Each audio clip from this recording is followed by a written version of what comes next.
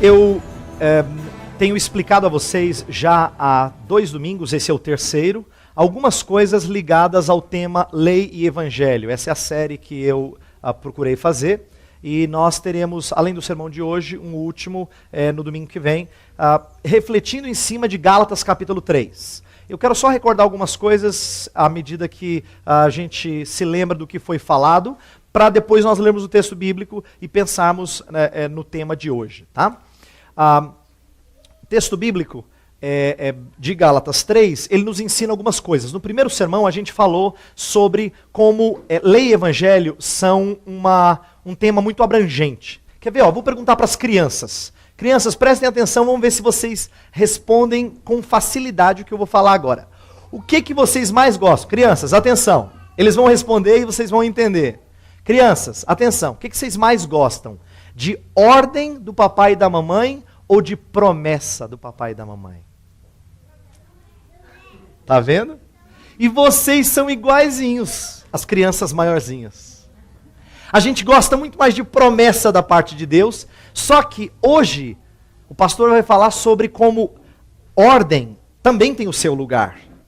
Também é importante, tá? Os pais sabem disso. É que como filho de Deus, às vezes você se esquece disso. Você como criança pequena, diante do Senhor Deus, você se esquece da importância de certas leis, de certas regras, né? Mas elas são valiosas. E eu gostaria então de tratar disso. Mas antes de entrar no texto, recordando, lei e evangelho são como ordem e promessa. Tá? E a gente, na verdade, enxerga isso na Bíblia sempre. Às vezes Deus está dando uma ordem, às vezes Deus está fazendo uma promessa. Às vezes o ser humano está desobedecendo ou obedecendo uma ordem, às vezes ele está crendo ou não crendo numa promessa. Então, na verdade, a história bíblica toda tem esse binômio, lei, evangelho, funcionando frequentemente. Por isso que é interessante a gente aprender algumas coisas acerca desse assunto, porque ele vai nos ajudar a ler a Bíblia sozinhos e com outras pessoas. Tá? Então nós tratamos disso outras vezes. A mensagem de hoje é intitulada assim: a lei não anula a promessa. A lei não anula a promessa. Então, as crianças falaram que elas gostam de promessa do pai e da mãe. Ordem do pai e da mãe não anula a promessa do pai e da mãe. Quando o papai e a mamãe falam assim, prestem atenção, crianças, vocês vão entender. Quando o papai e a mamãe falam assim, não fique com medo, papai e a mamãe não vão sair daqui. Eu vou ficar com você. Mesmo que o filho desobedeça a sua ordem, se você é um pai que ama, você não pode quebrar a sua promessa. A lei, a ordem, não anula a promessa. Porque às vezes as crianças pensam assim: se nós formos pais legalistas, a gente só vai cuidar deles nos momentos em que eles forem obedientes. Não, o pai que é pai cuida sempre, com filho obediente ou desobediente. E o nosso Deus é um pai que sabe cuidar. Então, regra nenhuma vai anular a promessa. Mas a gente vai entender o propósito disso. Antes, vamos ler o texto de Gálatas 3, de 15 a 22. Eu vou ler, peço que você escute. Irmãos, humanamente falando, ninguém pode anular um testamento depois de ratificado, nem acrescentar-lhe algo. Assim também as promessas foram feitas a Abraão e ao seu descendente. A Escritura não diz, e aos seus descendentes, como se falando de muitos, mas ao seu descendente, dando a entender que se trata de um só, isto é, Cristo. Quero dizer isto: a lei que veio 430 anos depois não anula a aliança previamente estabelecida por Deus, de modo que venha a invalidar a promessa. Pois se a herança depende da lei, já não depende da promessa. Deus, porém, concedeu-a gratuitamente a Abraão, mediante promessa. Qual era então o propósito da lei? Foi acrescentada por causa das transgressões, até que viesse o descendente a quem se referia a promessa, e foi promulgada por meio de anjos, pela mão de um mediador. Contudo, o mediador representa mais de um. Deus, porém, é um. Então a lei opõe-se às promessas de Deus? De maneira nenhuma. Pois se tivesse sido dada uma lei que pudesse conceder vida, certamente a justiça viria da lei. Mas a Escritura encerrou tudo debaixo do pecado, a fim de que a promessa que é pela fé em Jesus Cristo fosse dada aos que creem. Vamos colocar algumas coisas aqui importantes para os adultos entenderem. Lei, em Paulo, é usado de várias maneiras. Às vezes significa os primeiros livros da Bíblia, escritos por Moisés, são chamados na Bíblia de lei. O Pentateuco é chamado de lei. Às vezes, é um princípio para governar a sua conduta. Fala assim, a lei de Cristo. Paulo às vezes fala nesse sentido, isto é, aquilo que conduz a minha conduta. Tá? Mas normalmente, lei significa a lei de Moisés, que destaca o pecado a fim de fechar as portas para qualquer justificação pela lei. Lembra que na semana passada eu dei uma ilustração? Quer ver? As crianças vão se lembrar dessa ilustração, eu acho. Eu falei assim, ó, quando um lençol tem uma manchinha bem no meio, o papai e a mamãe consideram esse lençol limpo ou sujo? Limpo, é? Se tem uma mancha no meio, ele está limpo? O que eu expliquei para as crianças na semana passada é que, assim como nas regras de higiene em casa, uma mancha é o suficiente para considerar um lençol sujo, diante de Deus é a mesma coisa. Uma regra quebrada é o suficiente para sermos considerados transgressores da lei, para sermos considerados pecadores. Então, a lei, o que ela faz? Ela mostra que o padrão de Deus está lá em cima, ninguém chega nesse padrão. Para exatamente fechar as portas para a ideia de que Deus vai te aceitar baseado no seu desempenho. Não vai. Não vai, porque o seu e o meu desempenho são abaixo da norma de Deus. Estão abaixo do padrão de Deus. Por mais que você se esforce para ser uma boa pessoa, a lei mostra o seu pecado. Então a Bíblia fala disso. A Bíblia fala da lei como avultando o pecado. Existem dois sentidos dessa lei mosaica que eu vou tratar. Um eu vou tratar hoje e o outro no último sermão, no domingo que vem. O que eu vou tratar hoje é o sentido histórico. A gente vai falar um pouco da lei no Antigo Testamento, como é que ele funcionou. Até porque o Antigo Testamento às vezes é tão mal compreendido, a gente vai estudar algumas coisas a esse respeito. E no domingo que vem a gente vai falar um pouco da força que a lei tem na vida de cada um, a força subjetiva da lei. Tá?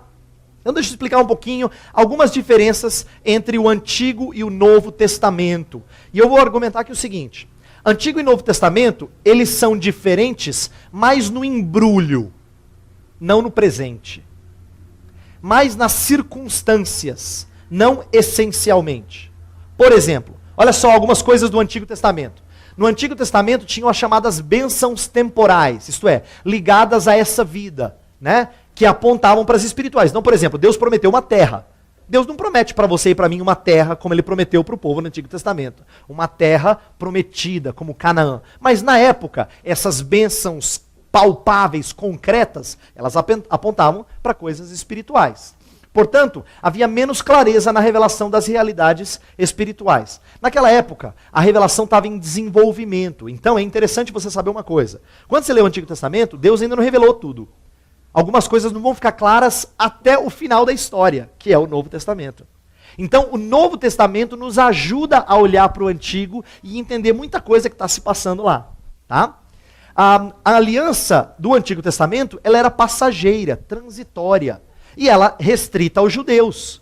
No Antigo Testamento, quem é o povo de Deus? Os hebreus, né? Mais tarde os judeus, quer dizer, eram eles que eram o povo de Deus. Você não tinha lá várias nações se juntando ao Senhor. Você tinha excepcionalmente gente de outras nações. Mas o povo judeu era aqueles para quem Deus tinha revelado.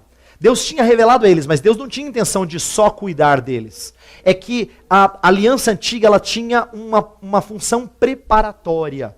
Tinham 3 tipos de lei no Antigo Testamento.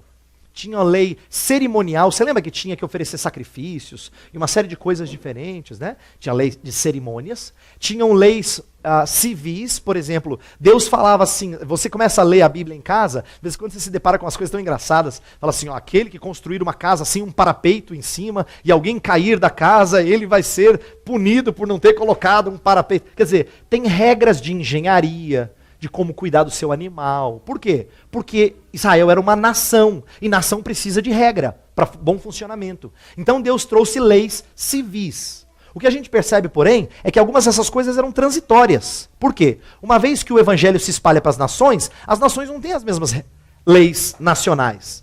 Por isso, que o que a gente vê é algumas coisas que cessam. Por exemplo, no Novo Testamento, as sombras cessam. Não tem mais aquilo que é chamado de sombra na Bíblia, que apontava para Jesus. E o antítipo, que é a palavra que a gente usa assim para dizer, lá no passado tinham as coisas que apontavam, os tipos.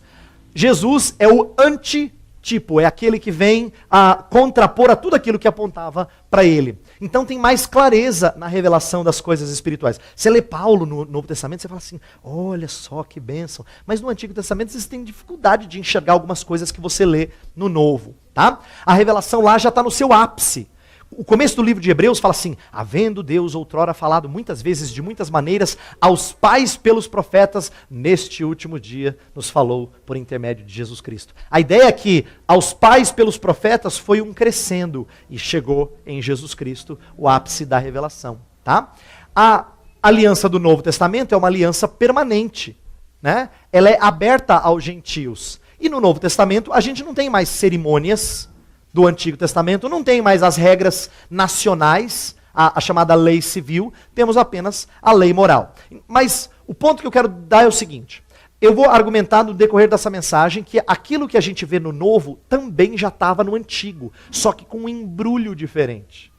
Por isso que algumas pessoas têm alguma dificuldade, porque não conseguem discernir que por detrás desse embrulho, o cerne é o mesmo, o Deus é o mesmo. Não é verdade que o Deus do Antigo era mais mau, que o Deus do Novo é mais bonzinho. Não é verdade que as regras do Antigo eram mais difíceis e as do Novo são mais fáceis. Não dá pra gente fazer essa dicotomia, não é saudável, tá? Agora, a Bíblia usa uma série de metáforas para comparar antiga e nova aliança. Por exemplo, alguns textos falam assim, que na antiga aliança, promessa, na nova, cumprimento. Sombra, substância. E tem os textos bíblicos aí, letra e espírito. Escravidão, liberdade, particular no sentido de que só para um povo, universal, abrangendo todos os povos. Essas são algumas analogias que tem na Bíblia Sagrada. Porém, a velha e a nova alianças continuam sendo essencialmente a mesma aliança. Deixa eu dar esse exemplo que está no texto de Atos. Vocês lembram da história do Pentecostes? Pentecostes foi aquele momento em que o Espírito de Deus desce sobre os apóstolos e sobre a comunidade que viveu com Jesus e conheceu a Jesus. Eles começam a falar em outras línguas. As pessoas de outras nações vêm, acham aquilo muito estranho, mas começam a ouvir. Pedro então se levanta, prega um sermão, e no final do sermão ele falou assim, essa promessa é para vós e para os vossos filhos. Exatamente as mesmas palavras que se dizia no Antigo Testamento, quando Deus falava assim, eu serei o vosso Deus e o Deus dos vossos filhos. As mesmas coisas, a mesma linguagem era repetida. Então a gente percebe elementos de continuidade do Antigo para o Novo Testamento. Veja algumas semelhanças. Por exemplo, somos herdeiros das mesmas promessas a Isaac. Quer ver? Gálatas, se você tem aberto o texto de Gálatas 3, 29, olha só o que diz lá. Gálatas 3, 29, que é o que nós estamos estudando, né, o capítulo que estamos estudando, olha o que diz. E se vocês são de Cristo, são descendência de Abraão e herdeiros segundo a promessa. Vocês são descendentes de Abraão. Quem era o descendente de Abraão? Isaac. Você é coparticipante com Isaac. O texto de Romanos deixa isso claro também. Tá? Olha o 4:28. Olha só. Gálatas 4:28, perdão, não é Romanos. Vocês, irmãos, são filhos da promessa como Isaac. Vocês são filhos da promessa como Isaac. Agora veja, Deus fez promessas a Abraão e Isaac as recebeu. Mas promessas diferentes da nossa? O texto diz não. Vocês são herdeiros das mesmas coisas que Isaac. A promessa é sinal de que havia evangelho no Antigo Testamento. Lembra que na mensagem passada, a gente leu aquele texto que fala assim, Deus pré-anunciou o evangelho a Abraão. Isso significa que não é verdade que evangelho é coisa do Novo Testamento. A gente está acostumado a ler evangelho de Mateus, de Marcos, de Lucas, a gente acha que evangelho é só de novo. Não, no Antigo Testamento Deus também trouxe boas novas, Deus trouxe evangelho. Quando Deus falou para Abraão, Abraão, eu vou abençoar não só você, eu vou abençoar muitos povos por causa de você. Isso era uma boa nova. Deus trouxe isso no Antigo Testamento também. Inclusive eu falei que Abraão foi salvo pela fé. Eu falei disso na semana passada, quando nós explicamos o texto de Gálatas 3, 6 a 9. Abraão não foi salvo por causa do seu desempenho, mas por causa da sua confiança em Deus. O fato de Deus ter colocado uma lei não invalida a aliança abraâmica de graça. Deixa eu explicar isso aqui. Vamos ver se as crianças sabem. Essa é uma pergunta difícil, hein? É difícil essa? Vamos ver se você sabe. Quem é que veio primeiro? Abraão ou Moisés? Falei que era difícil. Quem veio primeiro na Bíblia é a história de Abraão. Deus chamou Abraão primeiro para começar um povo. Moisés foi aquele que guiou o povo do Egito até a terra prometida. Agora, por que é importante saber que Abraão veio primeiro? Deus fez promessa para Abraão. Quando Deus deu a lei para Moisés, anula a promessa? O texto de Gálatas fala, de modo nenhum. Deus não quebra promessa. Não é porque ele inseriu uma lei com Moisés que agora aquela promessa vai ser descartada. A lei de Moisés, então, ela não é contrária, ela não é antitética à graça, ela não está aqui para combater a graça, mas ela é subserviente à mesma, isto é, à graça. O que eu quero explicar é o seguinte, quando Deus trouxe leis a Moisés, Deus não estava dizendo para o povo assim, olha, se vocês cumprirem tudinho, eu lhes abençoarei. Se vocês não cumprirem tudinho, é só maldição. Por que eu estou dizendo que não é assim? Às vezes parece que é assim. Pastor, eu li em algum lugar que tinha maldições quando o povo não obedecia a lei de Moisés. É verdade, tinha. Por quê? Porque na nação de Israel, eles estavam aprendendo com certas leis, mas eles não deixavam de ser povo.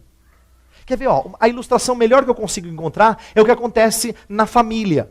Acontece pais e filhos. Quando os filhos desobedecem, eles podem até sofrer as consequências, como devem sofrer as consequências da sua desobediência. Mas eles nunca perdem a filiação. Pai que é pai de verdade, que ama, mãe que é mãe de verdade, que ama, não diz assim, você não é mais minha filha. Você não é mais meu filho. Esse tipo de tratativa, que às vezes acontece em algumas famílias, é legalista. Diz, você faz do meu jeito ou você não é mais meu filho. Pai que é pai, mãe que é mãe, nunca pode dizer isso. Não é curioso que existe ex-marido, ex-mulher, mas nunca tem ex-filho? Perante a lei não tem. Você é eternamente filho. Você é eternamente mãe. Eternamente pai, né? E quer dizer, essa ligação não se rompe. Portanto, a lei não invalida a promessa. O fato do povo ser, em alguns momentos, castigados por causa da sua desobediência, é porque eles tinham que ser disciplinados como filhos. Mas eles não perdiam direito de serem filhos. Isso que é importante entender da lei de Moisés. Então, olha só. Por que Deus fez um pacto com Moisés? Eu falei que a lei não invalida as promessas da graça. Nosso Deus, ele é imutável, ele é confiável. Se a sua lei não muda, como a gente disse da outra vez, muito menos a sua promessa. O meu ponto é dizer o seguinte, deixa eu tentar explicar. Eu falei que a lei de Deus ela é imutável, Deus não pode amassar a lei. Eu falei isso no domingo passado. Deus não pode amassar a lei e jogar fora, porque isso seria negar quem ele é, o seu caráter. É a mesma coisa que você, como pai, dizer assim, olha, aqui em casa não pode falar palavrão. E aí depois você fala, tudo bem. A partir do momento que você diz assim, você está anulando alguma coisa que você disse que era importante para você, fazia parte do seu caráter. Então Deus não pode fazer isso, seria negar Ele mesmo. Tá? Agora, Deus não é imutável só na sua lei, ferro e fogo. Deus é imutável na sua promessa também. Aquilo que Ele promete, Ele não muda. O propósito da lei em Israel era revelar o poder do pecado, não de propor um novo caminho para justificação. Isto é, eu disse que a lei ela ia mostrar ao povo seus erros, mas o povo ia se voltar para a promessa constantemente.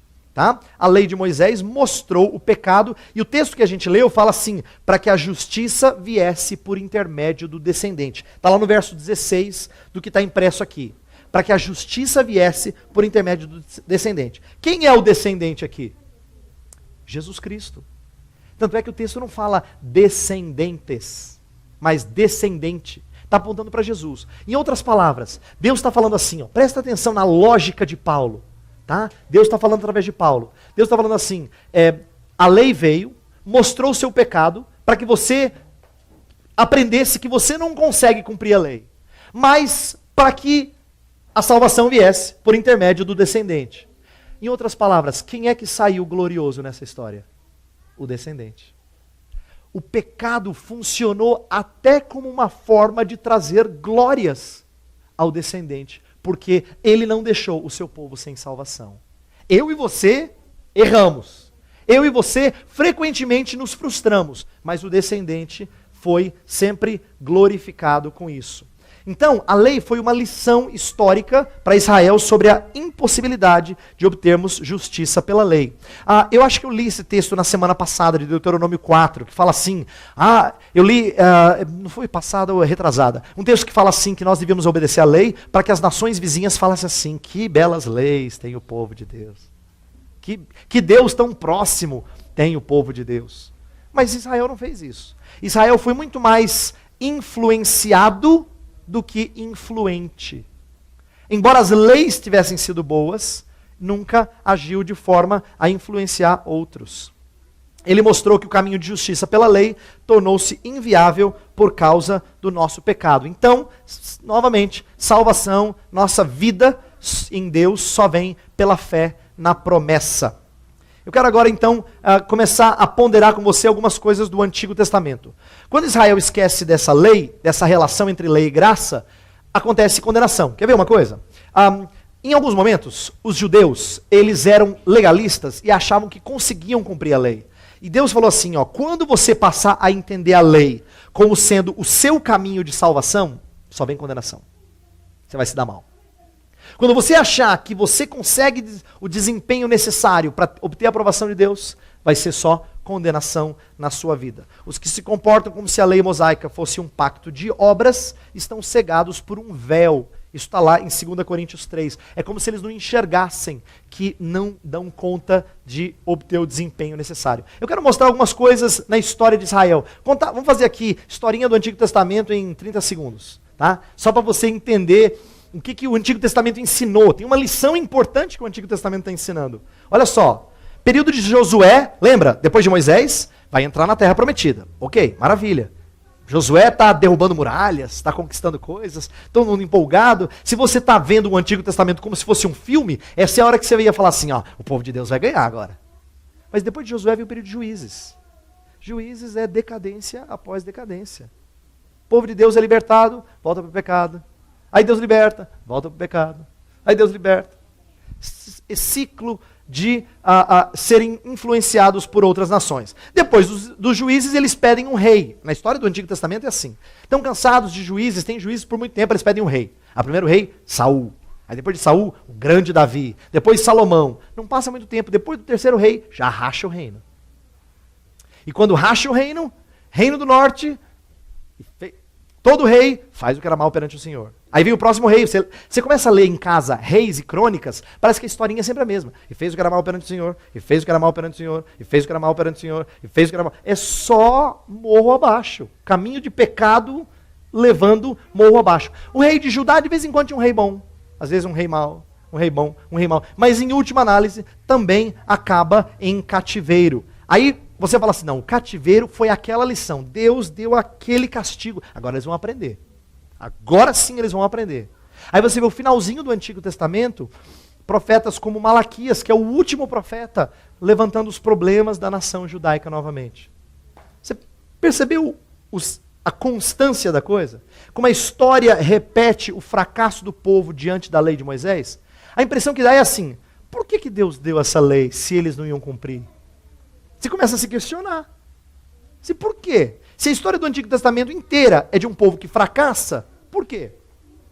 A razão é que Deus mostra o seu evangelho quando a lei não consegue trazer vida às pessoas. Por quê? Porque a lei não invalida as promessas de Deus com o seu povo. Deus continua abençoando o povo, Deus continua cuidando do povo. Eu quero que você entenda que isso funciona não só na história do Antigo Testamento, isso funciona na nossa vida também.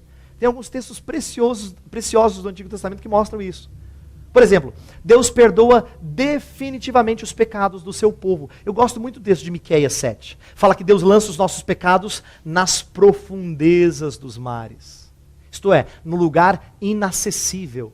Deus não deixa o pecado ali em cima da mesa, para na hora da discussão ele pegar e jogar na sua cara. Dizer assim, você lembra que você fez isso? Deus não faz assim.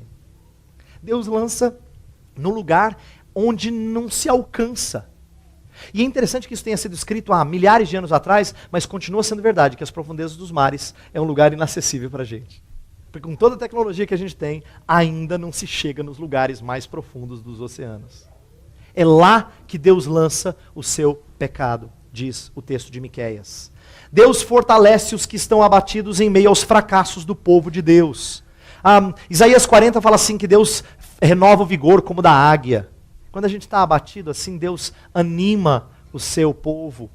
Jeremias é um profeta que só via pecado, só via pecado, só via pecado. E Deus, não, Jeremias, tenha bom ânimo. Abacuque também, ele pede, ora ao Senhor e Deus o anima. E ele fala, ainda que a figueira não floresça, que a vide não dê o seu fruto, ainda que o produto da oliveira minta, todavia eu me alegro no Senhor. Deus encoraja, mesmo quando a gente está abatido. Ele é o marido que não só permanece fiel, mas continua amando sua esposa infiel. Aqui vai uma palavra forte para vocês, adultos que vão me entender muito bem.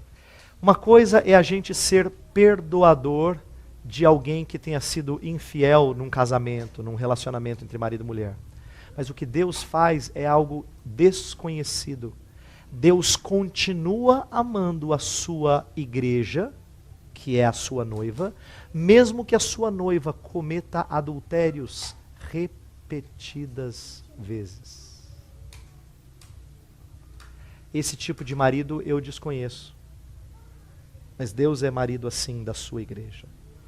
Deus continua amando o seu povo, a despeito da nossa infidelidade. Você e eu, todos os domingos que viemos para esse lugar, a gente tem que confessar pecado. A gente tem que falar, Senhor, eu adulterei essa semana.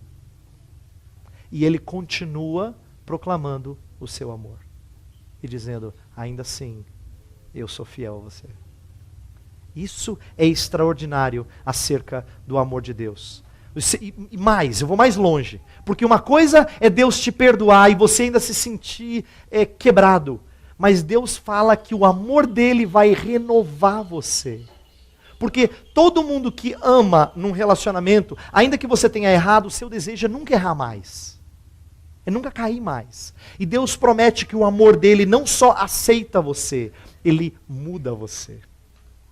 Ele transforma você. O texto de Ezequiel, de Jeremias, fala: Deus vai tirar o coração de pedra, colocar um coração de carne. Eu vou colocar a minha lei no seu coração. Já pensou que gostoso a gente saber assim que uma vez tendo cometido um erro para com a nossa amada, para com o nosso amado, a gente ter a certeza de que nunca mais vai errar? Hoje a gente não pode ter essa certeza. Mas Deus garante que Ele vai nos transformar a ponto da gente não errar mais. Isso é precioso. Em outras palavras, essa trajetória de pecado traz glória ao nosso Redentor, que é Jesus Cristo. Eu quero terminar mostrando algumas coisas. A aliança que Deus faz com você é igual ao seu... Se você tem algum contrato, é igual ao contrato de aluguel. Presta atenção. O texto fala que é impossível anular a aliança. Olha só, o primeiro verso que a gente leu. Irmãos, humanamente falando, ninguém pode anular um testamento depois de ratificado. Imagine um contrato de aluguel. Por mais que alguém quebre o contrato, isto é, não pagando o aluguel, o proprietário não diz, foi anulado, que pena, eu perdi aluguel. Não. O contrato continua em vigor e ele não só pode, como tem todo o direito de exigir esse pagamento. E vice-versa. Né? Se aquilo que é prometido pelo proprietário não é cumprido por aquele que mora no local, pode ser exigido porque o contrato não é anulado. A ideia é a seguinte: quando eu e você fazemos contrato com Deus, Deus não tem infração que quebre o contrato.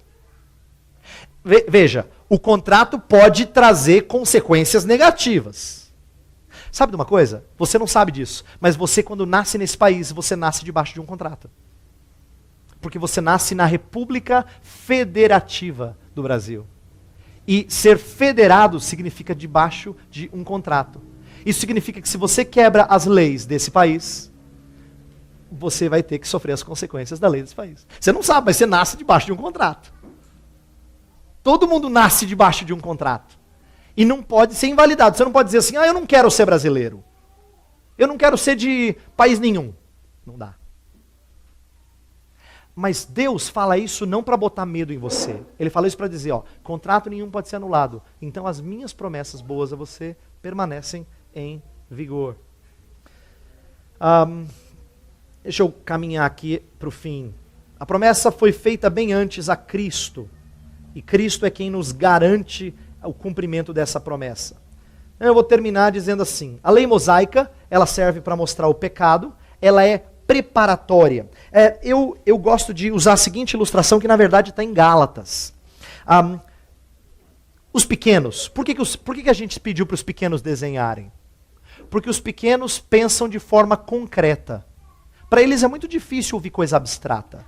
Leva tempo para a gente crescer e ouvir coisa abstrata.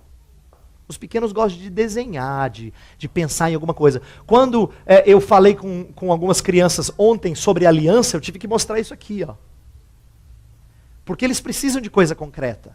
Eu não posso falar assim, aliança, um contrato. Eu tenho que mostrar alguma coisa que faça sentido para eles. Né? Só que o povo de Deus, no Antigo Testamento, era como criança. Ele amadureceu até um tempo em que Deus falou assim, ok, agora acho que você cresceu, agora eu posso falar com você como gente grande. Por isso que o Novo Testamento não tem tantas coisas visíveis como no Antigo. É como se o povo tivesse amadurecido. E Deus estivesse agora falando, agora eu posso falar com você de coisa abstrata. Agora você é gente grande. Deus faz isso no Novo Testamento. Ele percebe que a lei cumpre o seu propósito. Então ela perde o vigor por causa da maturidade do povo. Tendo conduzido a Cristo, a lei perdeu o seu propósito. Eu vou falar disso melhor no domingo que vem. Eu tinha uma última coisa aqui e eu quero terminar com ela. O propósito da lei de revelar pecado também é transitório se olharmos escatologicamente. Eu quero terminar com isso porque para mim isso tem sido motivo de grande alegria. Deixa eu dizer o que é isso. Às vezes em que a lei de Deus mostra o seu pecado, meu pecado, os nossos erros, a gente fica triste quando a gente ama o Senhor. Isso mexe lá no fundo. E eu acho que se você ama a Deus, você não se contenta em dizer, Senhor, o Senhor me perdoa. Isso é ótimo. Mas só isso parece que não basta, porque você não quer ser um eterno pecador. O desejo seu é de um dia mudar. É de um dia não fazer mais essas coisas. A promessa de Deus, ela não é só de perdoar você. Ela é de transformar você. Então, até para mostrar o seu pecado, um dia a lei vai parar de funcionar assim. Porque não vai ter mais pecado em você para ser mostrado. Então, que gostoso saber que um dia, hoje ainda não, um dia a gente vai louvar o Senhor sem momento de oração de confissão, sem momento de declarar o nosso pecado ao Senhor. Por quê? Porque até essa função da lei, um dia vai cair por terra. Porque Deus vai nos transformar. Repito, Ele não é só o marido que nos recebe de forma infiel, Ele é o marido que transforma a sua noiva.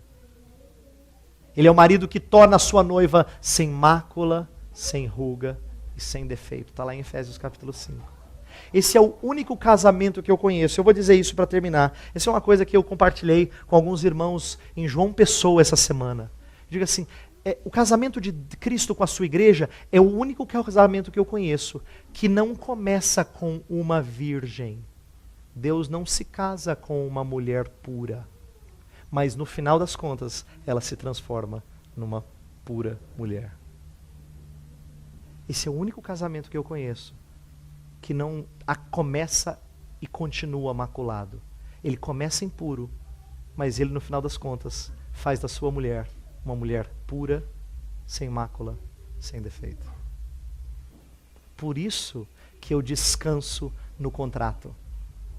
E lei nenhuma, e transgressão nenhuma, minha nem sua, anula o contrato, anula a promessa. Eu espero o dia em que eu e você louvaremos ao Senhor sem mais pecado no nosso coração. sendo a noiva pura da qual a Bíblia tanto fala. Vamos orar.